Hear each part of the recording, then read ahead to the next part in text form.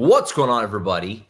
It is that time again, the Sooners Illustrated Podcast, episode 118 on this Thursday, October 10th, 2024. Josh Callaway, Collin Kennedy, with you on a Thursday. It is Red River Rivalry Thursday, 2 days until the greatest game in the world. We're going to have thoughts. It's a loaded visit list. OU's the home team this year, so they're going to reap the benefits of that. The full list has been up for our VIP members since, I think, Monday. We're going to dive into some of that here on the podcast as per usual. Big basketball decision, a little basketball recruit. We don't do a lot of hoops at this time of year.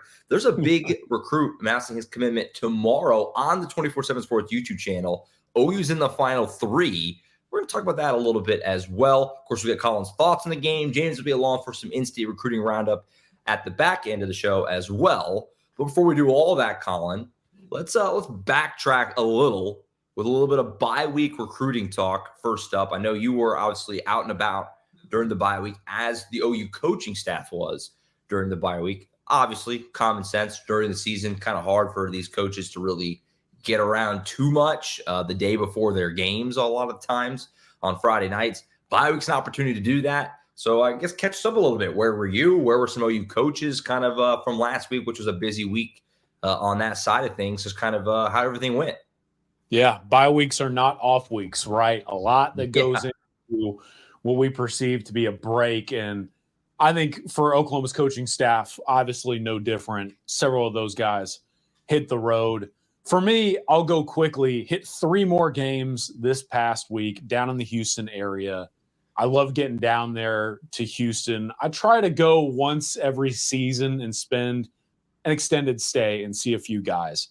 So very quickly, I'll start Thursday night. Saw Ryan Foje, offensive tackle, commit for Oklahoma at Brisbane High School. They were taking on Cy Springs High School. And Paris Melvin Jr. is a 2026 defensive back that Oklahoma really likes. More on that in a second. Just want to mention briefly, Ryan Foje, awesome again. Talked to him after the game. That interview was up at SoonersIllustrated.com. So if you are a VIP member or you'd like to join us, 50% off to celebrate the Red River Shootout, folks. That's up right now. Paris Melvin, I want to talk about him really quick because I don't know that I've ever really talked about him here on the show. This is a name that OU fans kind of need to know, Josh, and he's very interesting. He's kind of like what Harold Perkins used to be in that same district, but obviously not in the same degree. Kind of like a Travis Hunter in that he just does everything for Cy Springs. He is their football team. He is seen as primarily a DB safety corner type, but he can play corner, safety, nickel. He plays running back. He plays wide receiver. You could see him at the Wildcat quarterback. He plays on special teams. He's my kind of DB. He does everything on the field, and that's what you look for. Oklahoma in the mix for him. Got to check him out for the first time. And then on Friday night, I want to start with, I mentioned it last week, 2028 running back Micah Rhodes. It is a real year. I asked Micah Rhodes to confirm whether or not that's an actual number. Yeah. He said it is. The guy's legit. I don't want to say too much, but I had a couple of high-level Power 4 assistant coaches out there DM me or text me whenever they found out I was watching Micah, and they were all like, hey, please let me know how he looks. And Micah Rhodes delivered. The guy is one of the better true freshman high school football players I think I have ever seen. And I think this is my 7th year or 8th year doing this. And I love to Micah, dynamic running back. I can tell he kind of tries to liken his game, Josh, to a hot button topic right now in Ashton Genty. That's kind of who Micah models himself after to a degree. Yeah. Good in the pass game, good in the run game, lines up at Wildcat quarterback when they're in goal line situations, and really humble kid too. So it was awesome getting to talk to him. He has the Oklahoma offer. He talked a little bit, folks, about how he went to OU's camp over the summer, and he was just expecting to work out and kind of put his name on OU's radar. Yeah. And then DeMarco Murray offered him after the camp, and Michael was like, I'm going to be honest, I didn't even see that coming. I was pretty shocked that they ended up giving me the scholarship. And so Micah Rhodes a name to know. But the guy I really want to talk about for a second here Corlin Guillory, OU's 2025 defensive back commit, is teammates with Micah Rhodes. And Corlin will sing praises of Micah Rhodes and all of his teammates, but that entire football team, I had coaches at Klein Oak coming up to me before the game going, you need to get Corlin Guillory's ranking up. And I was like, hold on. First of all, you're going to have to give me a raise before I start handing out favors in the rankings. Yeah. That's right. But I think Cortland is whatever you think he is, how good of a football player he is, he's better. I was markedly surprised. I don't want to say surprised. I was thoroughly impressed by Cortland. Watching him, I've known him for a long time, so I've always known he's a good football player, but that's probably the best version of him I've ever seen. And they're doing a lot of stuff with him, Josh. He's playing quarterback for them a majority of the time, which is nuts. He's lining up at running back when Micah Rhodes is taking the snaps, and they're like motioning him out into the slot. He's playing corner. He's playing slot corner. He lined up at like middle of the field safety, and they basically played him 2 yards past the linebackers and told him, hey, whatever you see, trigger, go downhill and hit the crap out of somebody. And that's what he was doing. This guy, I could sing his praises for the next hour. I won't, but Cortland was electric.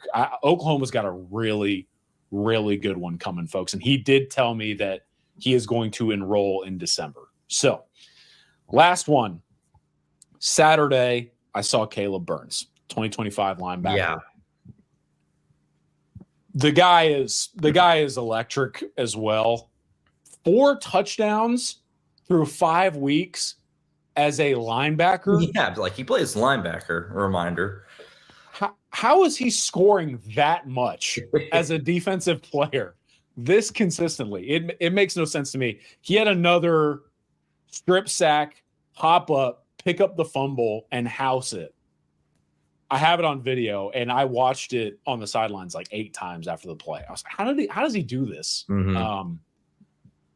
Yeah, man, he's a really good football player. And like I mentioned last week, he can kind of do a little bit of everything, and that was on display. Right.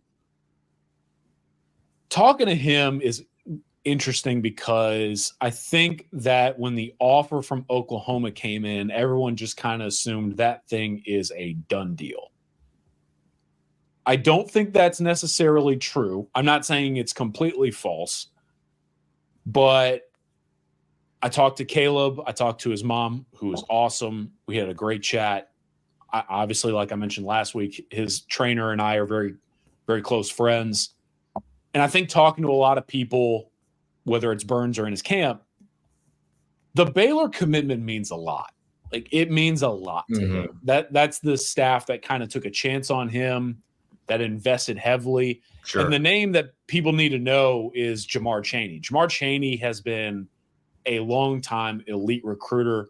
He's coached in the Southeast before, so he kind of knows the drill. Now at Baylor, not a lot of people may know, so I'll lay it out real quick. He kind of joined the Baylor staff pretty late in the game before this season start.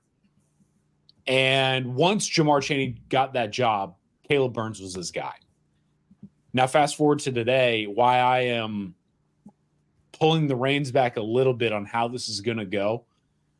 It's clear to me that whether it's Dave Aranda, Jamar Chaney, or even folks outside of Baylor's football program out there in Waco, everyone wants Caleb Burns to be part of Baylor's future. And I'm going to have more on this. I'm going to have a notes package coming up on Caleb Burns after we get off the show.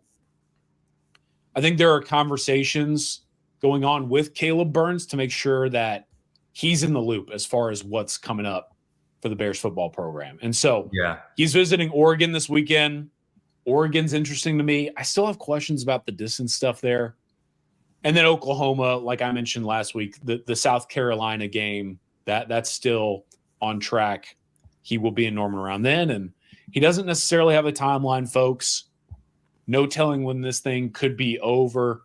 He's happy to navigate a second recruitment. But while I think Oklahoma's in very good standing with him, I think that visit for him in Norman is really going to determine whether or not he either makes a flip and maybe quickly, or he ends up sticking with Baylor, even with the Bears kind of struggling on the field.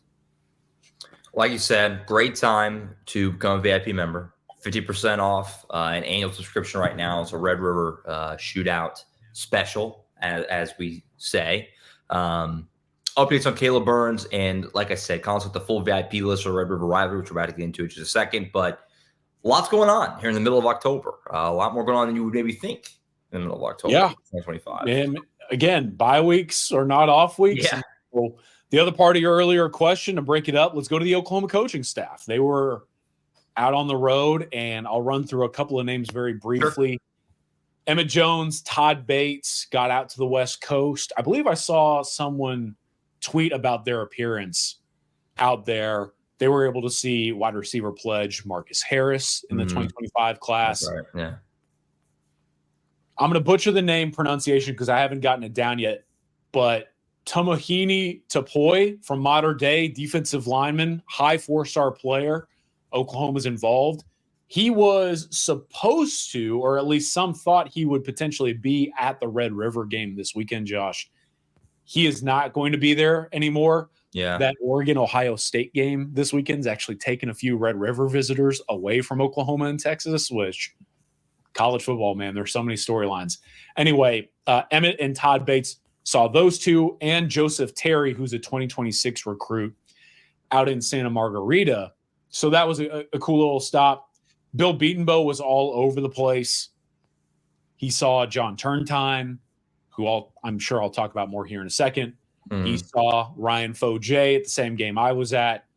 He went out to Utah to see Darius Afalava. So he was hitting the road heavily. I'll cut it short because there are a few other names and notes. I put together another recruiting notes package on this for our subscribers. So again, that 50% off deal. But a couple other coaches saw some guys that pretty intriguing. I think you know what I'm talking about, Josh, but there's a name that I threw in there, committed elsewhere in the SEC that Oklahoma made an effort to stop by and check out during the bye week. But the last thing I want to touch on, because it's kind of crazy, I was told Seth Luttrell made his way out to the West Coast as well. He was going to go see Jaden O'Neal and Kenneth Goodwin, the 2026 linebacker, who is not only an Oklahoma target, but obviously teammates with Jaden O'Neal at Narbonne. Yeah.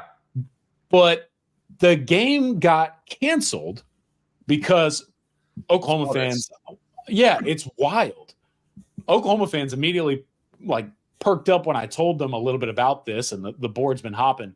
So Luttrell goes out there, but he can't watch these guys play because not only Narbonne's opponent that night, but 3 other teams. So that's 4 teams in total out there in the same league banded together to forfeit their games against Narbonne and boycott the program because they're alleging that unfair recruiting advantages are going on. And so Narbonne is out 4 games, including the one that Seth Luttrell was set to see. And so it's crazy, man. I mean, we're talking about college football, recruiting, all that. High school stuff, it's crazy right now in the new era. And to see a team lose 4 games on the schedule because those opponents are banding together to boycott them, I've never seen that before. So, wild. Is Jaden O'Neal, is his season, do they have more games? Are they going to have the playoffs? Is their season over? I think so. I think. I mean, that's a lot in high school season to lose 4, especially in the middle of October. Yeah, man. I don't really know. It's crazy what the reactionary steps are there, but it's, folks, I would encourage you to go check out the story. I know our partners over at Max Preps wrote up a feature on this. They're just out. Yeah, it's nuts. Several games on the schedule because of a joint effort from a different group. And I don't really know if that means they don't have enough games to qualify for the playoffs. It's all stuff that I haven't been able to dive into yet, but it's a really fascinating dynamic. For sure. No, that's an insane story. Like you said, it's just people will read more about that. But yeah, I mean, busy time obviously on the bye week. Good to see coaches able to get out and see some of these guys, although it didn't go as planned for Seth there. But busy times. And again, 50% off right now, Red River Shootout deal. Catch up on all that VIP intel. Like I said, Collin only was able to scratch the surface there of all the things that he's picked up the last week or so. And on that note, you kind of mentioned this week, guys trying to get down to Dallas for the Red River Rivalry. It's a loaded visit list, as we usually do when we get into these types of things. Collin's not going to hit every name. That'd be ridiculous. Yeah. That's why you come a VIP member. The full list is on there. It's been on there all week. It's a laundry list. I was kind of combing my way through it, and it's just guy after guy after guy. Like I said up the top, OU's the home team, so you get to reap the benefits of that here, and that they get to host these guys. We talked about it a little bit last year in that it kind of, for the players that are being recruited by both guys, which is or both teams, I should say, it's a solid pool. Texas, you're chasing the same players a lot. They kind of get the benefit of getting to visit both their teams in a way. But nevertheless, it's still a benefit for OU to be the home team here. Dive into some of the names that you're watching in particular. I know like the entire 25 class basically is going to be there as far as the commits go. But some targets in each class from 25, 26, 27, they're all going to be there. What are some storylines for you as Oklahoma gets to host these guys down in Dallas? Yeah, so quick clarification mark as well. Like you mentioned, Oklahoma sends out these game invites. But another important layer to this is neither coaching staff or program can necessarily have like in-person contact. Like they can't recruit these kids. And so I just wanted to let people know, because they probably wonder about what potential advantage there is. How does it work? Yeah. I'm glad you said that for me. Yeah. Yeah. Like you can't use this as a true home game visitor weekend, but rather what I would say the true advantage is you have the opportunity, let's say if you're Oklahoma or Texas, to not only invite guys that both programs are recruiting and hopefully use that no matter who the home team is to your advantage. The other part is you're inviting guys that maybe you're only recruiting and the opposition is. And I can say, folks, that if you go check out the visitor list right now, Oklahoma's got a lot of guys coming in from like the West Coast, the Southeast. I mentioned that Oregon, Ohio State took a few of those away, but like Oklahoma used this game specifically this season as an opportunity to get some of those guys out west and in different territories here. But as far as guys that I want to highlight, I mentioned John Turntine. I'll talk about him very quickly. We're going to go 2026, and then I'll touch briefly on 2027, Josh. But I also want folks to stay tuned here, because I think there's a 2025 dynamic that we kind of need to talk about. So John Turntine, heavy Texas lean for a long time now. I don't even know that it's necessarily much of a secret at this point. He's been around Texas a number of times, and he's very transparent about his positive view of the program. But Bill Beanbo stopped by to see him the other day. I checked in with John at his preseason scrimmage and after his first game of the year. And both occasions, he briefly told me, like, yeah, Oklahoma's still in contact with me. And so Oklahoma trying to use this as an opportunity to maybe cover some ground here if that result goes their way. So that's going to be one of the big headliners. Kevin Ford Jr., I've talked about him on the show a couple of times, and that Red River dynamic. Texas was once seen as the heavy front runner. I think Oklahoma now kind of has the advantage, and so that will be big. But Zachary Turner, another Duncanville kid, we've mentioned him a time or two as well. I don't know exactly where Texas is on him. I don't know where the Longhorns kind of view Turner as far as their tight end board in 2026, but I know Oklahoma really likes him. And that's a guy that with Ryder Mix, who I saw this morning, already into the fold, I'm sure Oklahoma would love to kind of make a good impression on Zach Turner. You saw him back in the summer camp, camp guy back in June. Very impressive. And you and I watched Oklahoma staff basically follow Zach Turner around all day. Yeah, so right. 100%. They really, really like him. One guy I want to mention here as well, I'll probably say two more names in 2026. Zion Robinson is really interesting. So I saw him the first week of the year. and I'm going to go see him tomorrow night on Friday. Zion Robinson is the son of like a track all-star and a TCU alum. I won't dive too far into that. Zion himself, elite track background, very tall, rangy, long wide receiver. And Oklahoma and Texas are kind of in a impromptu top 4, I guess you could call it, alongside Texas A&M and TCU. But why I want to bring him up, Texas is in there alongside Oklahoma, but I think Oklahoma enters this game with him in the stands in better standing with Zion because he's visited a time or two this season already in Norman. His relationship with Emma Jones is strong. Texas they're kind of in a weird spot because they already have a number of names kind of on their plate right now in 2026 from a wide receiver standpoint, and that includes Caden Finley, who is being invited to the game by Oklahoma, the son of Jermichael Finley, former Texas Longhorn tight end and NFL player. Yeah. Then they have like Jalen Lott, who's the son of another Texas athletics legend, and so on and so forth. So with Texas kind of putting maybe more eggs in different baskets at the receiver position in 2026, I actually kind of think that Oklahoma's in decent standing with Zion. And so if he makes it to the game this weekend, and again, I'm going to see him on Friday, that would be big. And the last one I kind of want to mention, Josh, Toa Katoa out of Trinity, the big man. I love this guy. Yeah.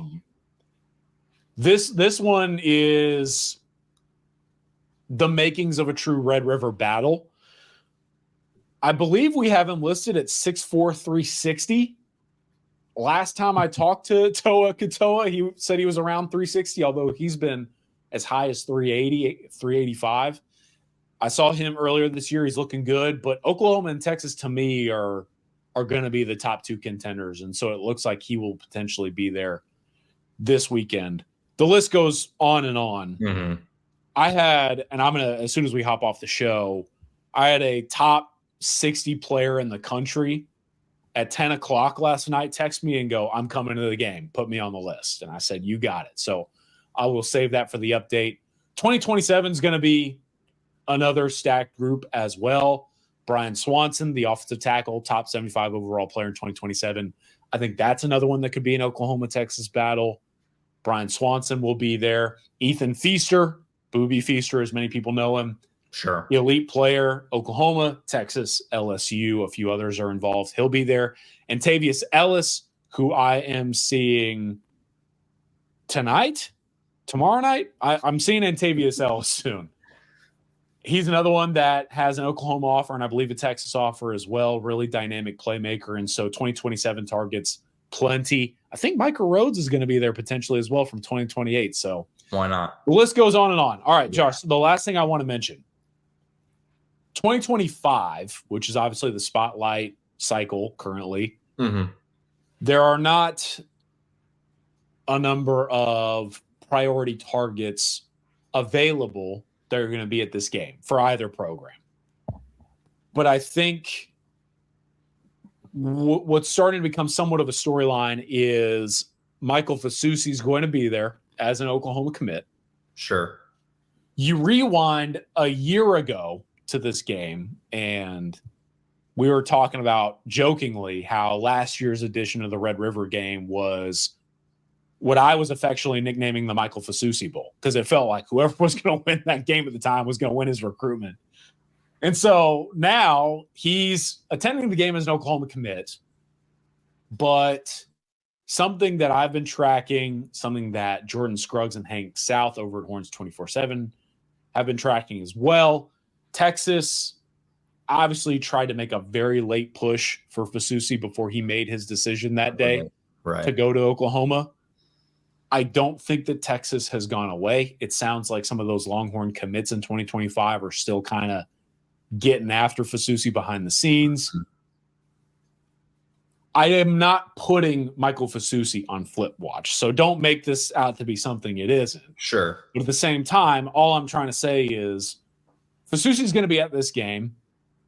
He's going to be there with his best friend, Sean Hutton, who's going to Oklahoma as well, walking on, right? His great relationship with Bill Bedenbaugh, it's still present, all this other stuff. But Fasusi being in the stands, let's say Texas dominates, there's going to be a lot of noise coming from the Longhorn side of this in Michael Fasusi's direction. Whether or not he listens, I don't know. Mm-hmm. I still feel like Michael Fasusi's the kind of guy that lands at Oklahoma whenever – I don't even know if we have a signing day anymore, considering what just happened with the whole national letter of intent thing gone. Yeah, I'm with you. But whenever it comes time to put pen to paper, I still believe that Michael Fasusi is going to end up in Oklahoma's class. All I'm trying to say to kind of put on people's radar out there, should Texas handle this outing, they're going to be going after Michael Fasusi with everything they've got with that game as potential ammunition. So, visitor list summation as best I can. It's a stacked group. I've got more updates to it coming soon, and I'm sure these guys will get to enjoy a great game, one of the best stages in college football. Yeah, something to monitor there, obviously, like you said. I'm curious from your perspective, having been around this for a while, like you said, you can't – it's not a traditional, like it's a home game where you're hosting these guys all weekend. But I would think that having guys there for this game, which is one of one, there's nothing else like it. How much of a benefit is that just in your mind, from your perspective? And again, as I always say, it's not a broad brush every recruit, but just having guys at this game, getting to experience it, you would think that just that, I mean, it's one game on the schedule, but it's so unique. It's so one of a kind. It's so great, as all you fans tuned in know. Just guys that are maybe looking at other places like, man, I want to play in this game. Like, I would think that would be a big benefit. Is that fair from your perspective, talking to guys in the past? 100%. That's why they make the teams alternate the invitation list, right? Because, right. Josh, exactly what you just said. This game is a selling point. And I would even argue on both sides of the coin, that outcome and the atmosphere that comes with this game, it makes those kids go, I want to be a part of that. I want to play in this game. And especially, again, because of the alternating visits and who's sending out the invites. Like, if you're Oklahoma and like Brandon Arrington out on the West Coast is top 75 athlete in the country, he's now going to Oregon, Ohio State. But I'm using him as a for instance because there are so many comparable situations. When you have a guy like that out there and you're competing against Oregon, Ohio State, USC, Josh, like, you invite those kind of guys here for that game and make them see that, and they go, man, like, I would love to be a part of this. I didn't even know this was a thing like this, right? It's an eye-opening experience for these recruits, and it's a huge advantage that both of these programs have. Again, especially when you consider not only the invitations that go out regionally, but outside of the region and to guys that are on your board that maybe aren't for the other team. It's massive. And Josh, I'll tell you this, just in general, like this game is one of those games that, in my opinion, kind of carries a lot of weight in recruitments. Like, I'll tell you a quick story. There was a year where Texas was the home team. They sent out the invitations, and I was tracking it with Mike Roach, who was on the Texas beat at the time. Right. We kind of got word that there were 1 or 2 5-stars in the stands that were kind of maybe floating it out there. Hey, if Texas wins this game, I might commit today. And Oklahoma won the game, and they didn't commit to Texas that day.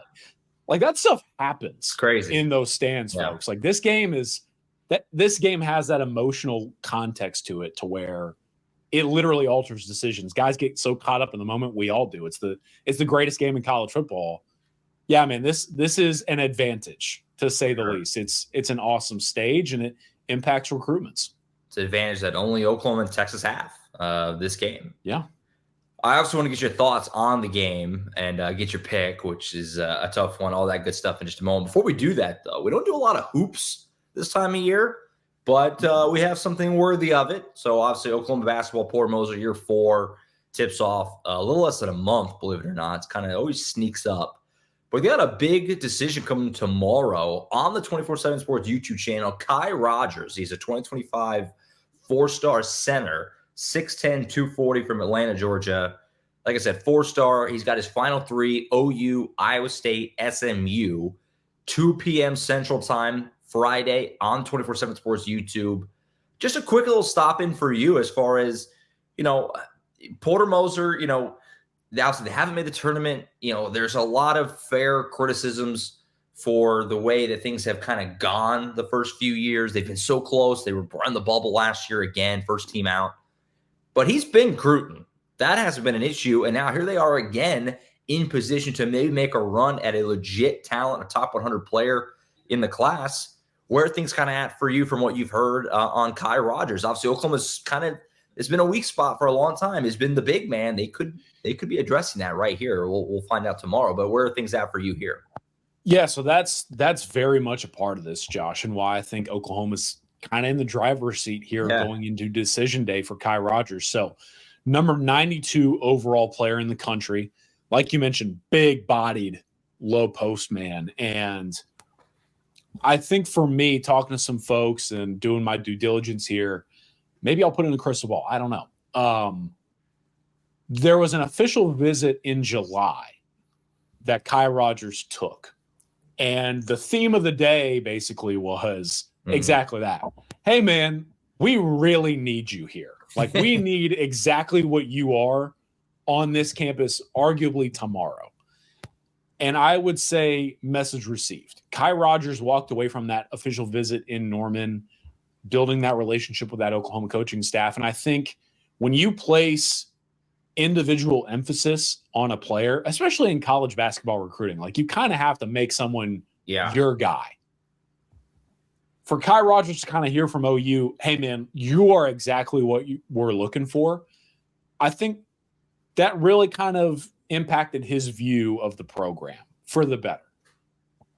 Interesting top three, unique blend of basketball programs.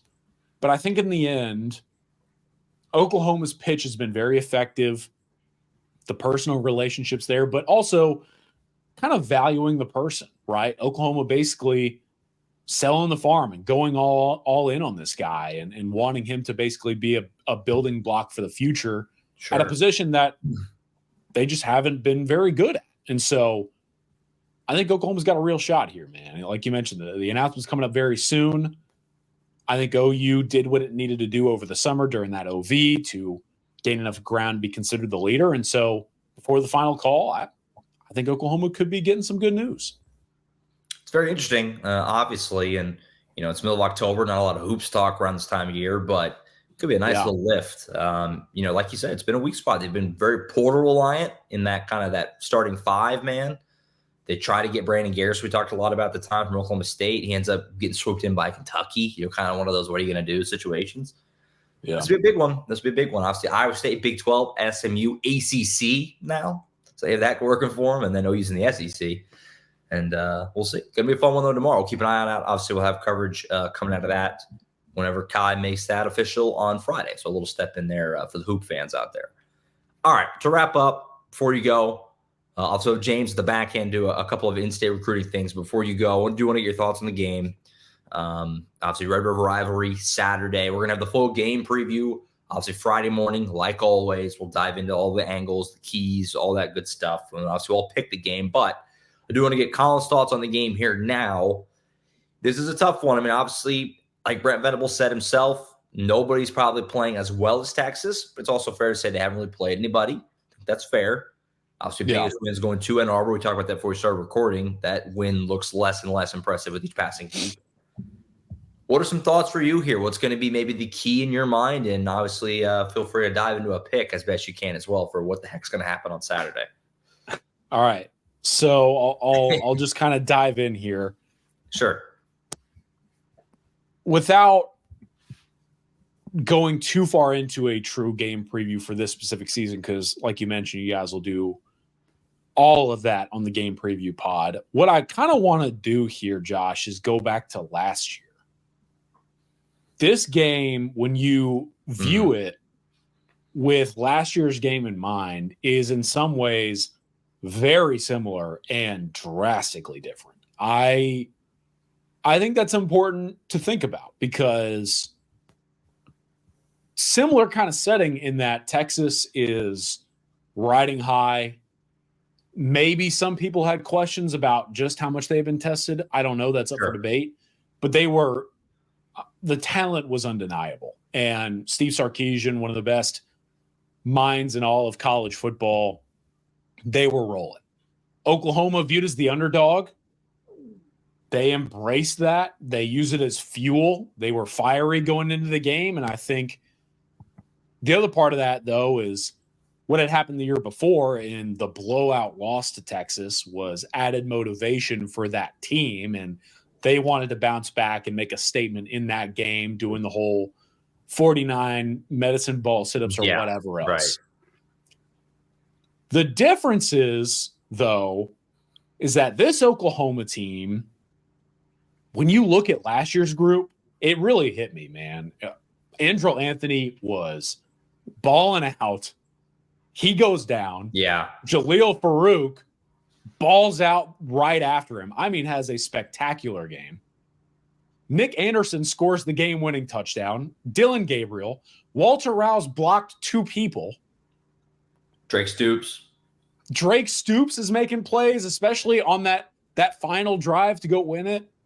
All those guys and more are gone, which is shocking, right? Because you expected a decent amount of those guys back for this one.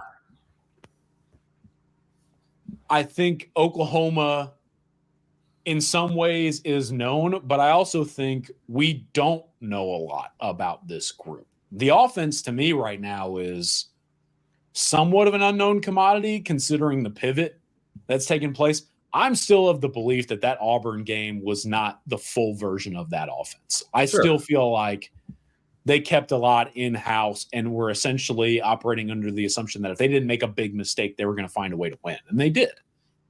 Auburn did help them.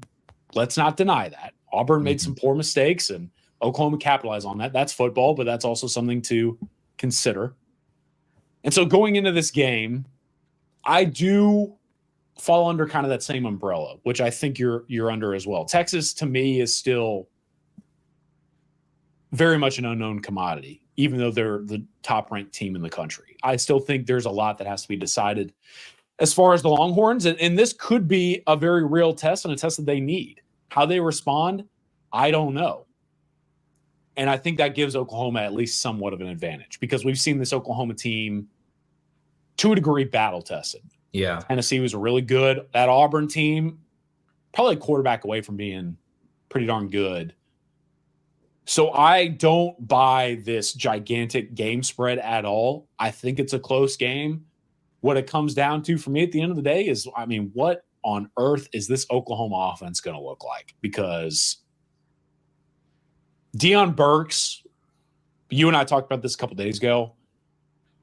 I don't know that I'm now considering him a player in this game. Listed as questionable on the injury report on Wednesday night, availability report. Which the technical definition in Mostly 50-50. It's 50-50. Yeah. I could hear arguments one way or another that it's 75-25 one way or another. I personally am now kind of where I used to think he was going to find a way to play in this game. Now I'm hesitant to say that they're going to have Deion Burks out there. Sure. Yeah, man, Oklahoma at the end of the day, if they can just find a way to run the ball, I think they have a shot. Passing-wise, I know people are operating under this idea that Michael Hawkins has to have a generational performance. I don't know that I'm there. You got to run the ball, man. You got to run the ball, and if they find a way to run the ball, Great. I think Oklahoma is a shot. I'm taking OU to at least cover that gigantic spread because it just doesn't make any sense to me. Do you have a score prediction? Last year, I talked about this on the Monday pod with Tom and James. Last year it didn't go well for us because we all picked Texas, which I mean, you know, we're objective here, right? We're calling it as we feel it, and we took some heat for it. and then you won the game. And like you said, there are a lot of similarities in just kind of the vibe going into the game. And so we're going to pick the game on the game preview. I'm still kind of back and forth on where I'm going to go. But for you, what do you kind of think? If you had to lock in something, I agree with you that the spread is way too big. It's like 14.5 or 15, depending on where you look. It's going to be closer than that. I think pretty fair. I mean, this game is just too nuts to think that someone's going to cover a number like that. But if you had to pick something, which unfortunately we do in our job, where would you go? I have no idea what I'm about to do. I have no idea what I'm about to say. Follow your heart. If I'm following my heart, hear me out. Before the season started, I told myself I was going to pick Oklahoma to win this game because I saw the schedules. I felt like around this time of year, Jackson Arnold will be talked about as one of the most promising young quarterbacks in the SEC. We talk about how good that receiving core is, how good the defense is, and I was going to set myself up to pick Oklahoma. A lot of that is gone. It's not even a thing anymore. Right. But I think following my heart, my head says pick Texas. Josh, there's something in me right now, and I promise there's substance to it. Where I'm at is you have to pick this game if you're picking Oklahoma based on a team that you haven't seen yet. Maybe you saw them for 2 quarters of play against Tennessee when Michael Hawkins ran it into the end zone and they played really good defense. And sure, maybe that's the team. But essentially what I'm saying is to pick Oklahoma, you're making that pick based on a team that you haven't seen. But a team that I believe that would look like, how it would be structured, would be built to win this game. And that's a game of momentum swings. Stuff gets crazy in the Red River game. When I look at what Oklahoma is, I don't think we've seen them open it up offensively much at all. You sell out in this contest. And I think a team that's playing with everything they've got with an elite defense, we know this to be an elite defense. And man, I'm going to say this and people are going to laugh at me, but they have one of the best punters in the country in Luke Elzinga. It's key. This was his breakout last year, was the Red River game. Yeah. Sometimes in a game like this, obviously we're coming off a weekend last week with a ton of upsets. You've got to find the momentum swings. You've got to find a way, if you're going to get the upset, to play field position, run the ball, control the time, and capitalize on opportunities. With Michael Hawkins at the helm, there's something inside of me that's saying you haven't seen this Oklahoma team yet, but they're kind of built to play what you have to do to win a game like this. I don't even care, man. Give me Oklahoma 24-21. I'm doing it. All right. There's just something in me, and if I'm wrong, I don't care. Like my care has gone out the window.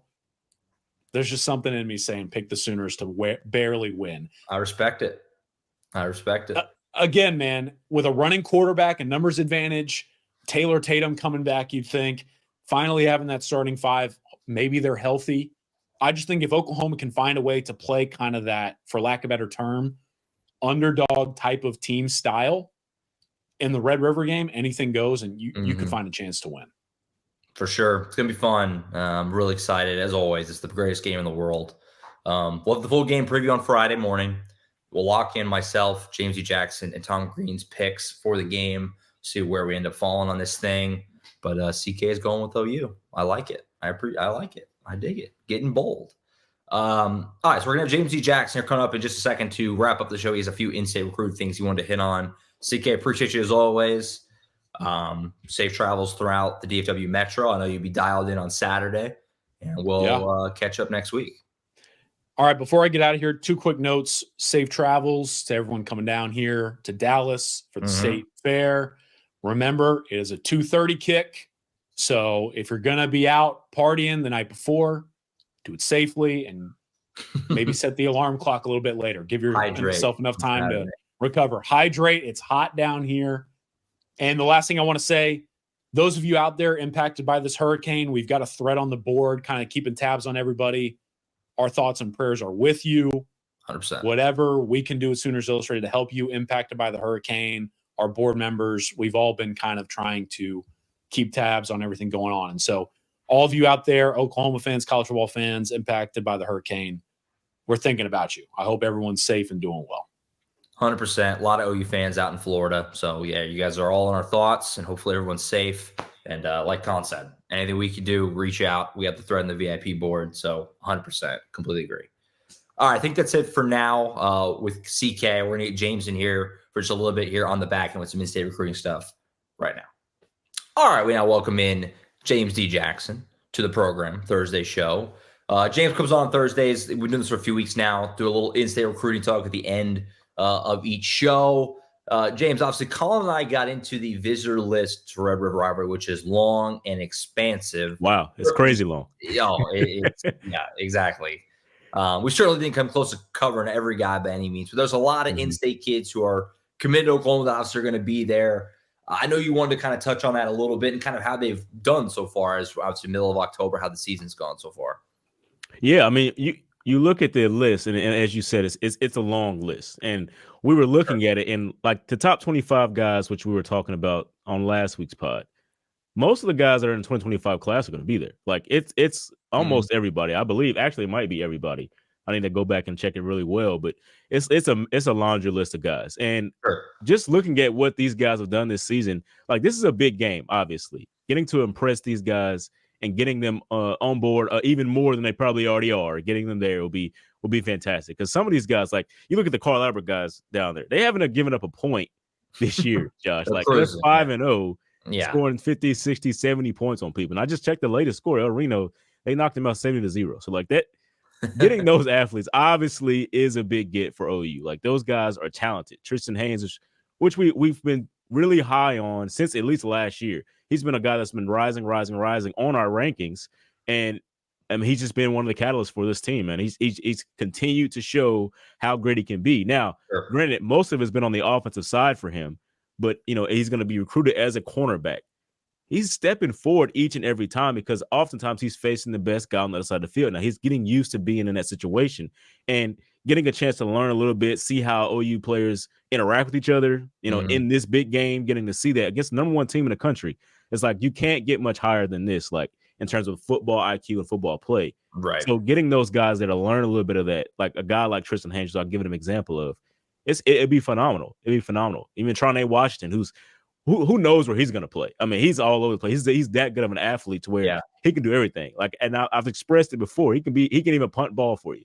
Okay. Like when they first got him there at Carl Albert, they thought he was going to be an All-American punter type thing. Sure.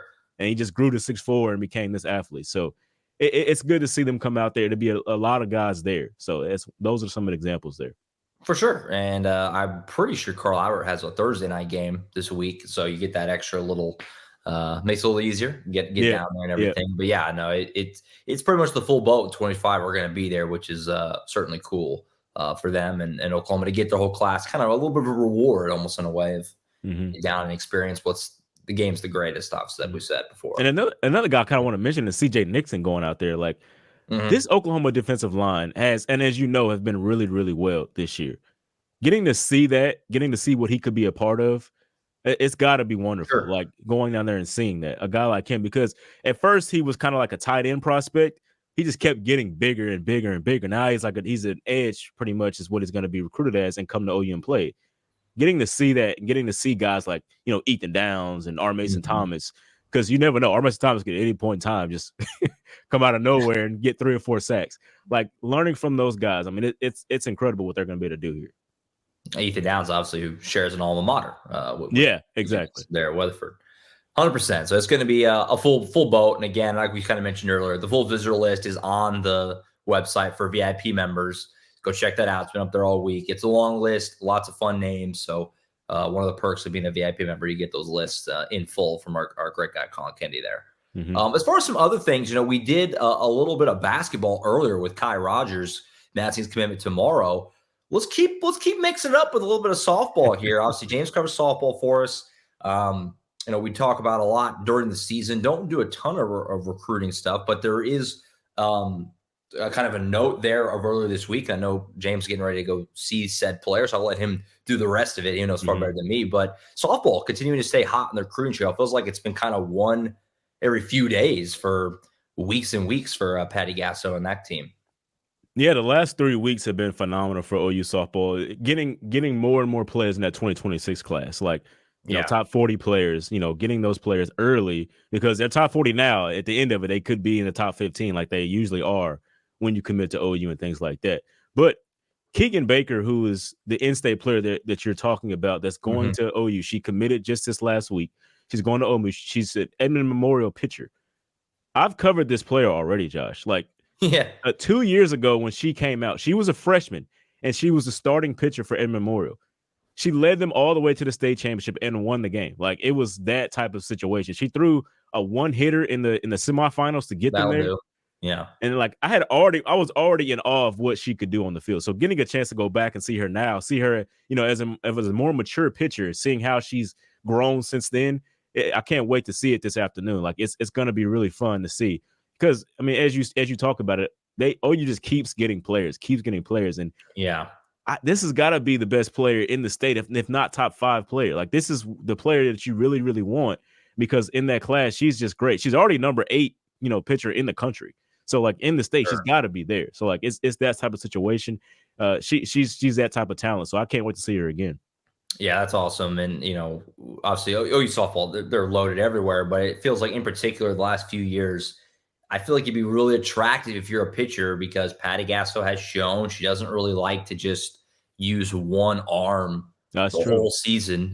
She likes to work through. So if you're a really talented pitcher, even though that room is crowded, you're feeling like I'm going to get opportunities to pitch. My arm's not going to fall. I think that's an attractive destination for a lot of reasons, for obvious ones, but I think that factors in too. And so James, you're going to go see her today. She has a game today? Yeah, they got regionals. So this is the okay. That's why I saw her. I was like, why are they playing 2 o'clock on a Thursday? 2 o'clock on a Thursday. Yeah, that makes I'll sense. be out there. That's cool. So James will have some coverage coming out of that. Get a chance to see Keegan and maybe talk to her. We'll see, obviously, and get a little update there. So that's some good stuff for the softball fans out there in the middle of October. All right, I think that's it for now. Obviously, James, Tom, and myself, we're going to have the game preview tomorrow for Red River Rivalry. We'll dive into all of it, like we said before, like always, keys, players to watch, and we're going to pick this thing, see how that goes as well. But that's it for this episode. We'll have game preview tomorrow. Like I said, we'll have the Sooners Illustrated podcast on Monday with James, Tom, and myself to recap everything from OU Texas, and we'll dive into the game preview tomorrow. So that's it for now. For Collin Kennedy earlier, James D. Jackson, I'm Josh Callaway. We'll sign off for now and see you guys next time right back here on the Sooners Illustrated podcast. See you.